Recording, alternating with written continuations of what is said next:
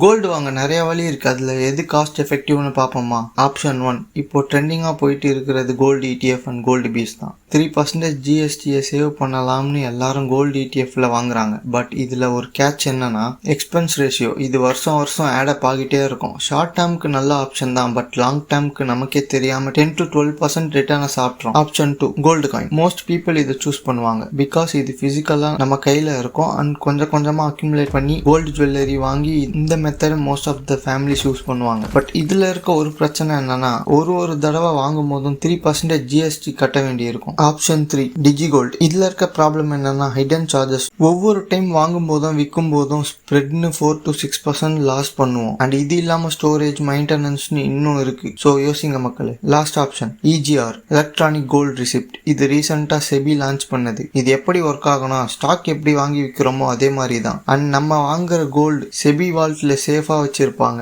And நம்ம அதை பிசிக்கலா கன்வெர்ட் பண்ணும்போது GST and delivery charge plus processing ஃபீன்னு கட்ட வேண்டி இருக்கும். இதுல உங்களுக்கு எது ஃபிளெக்சிபிளா இருக்கோ அந்த சாய்ஸை சூஸ் பண்ணிக்கோங்க மக்களே. மறக்காம லைக், ஷேர், சப்ஸ்கிரைப் பண்ணிக்கோங்க. பாய்.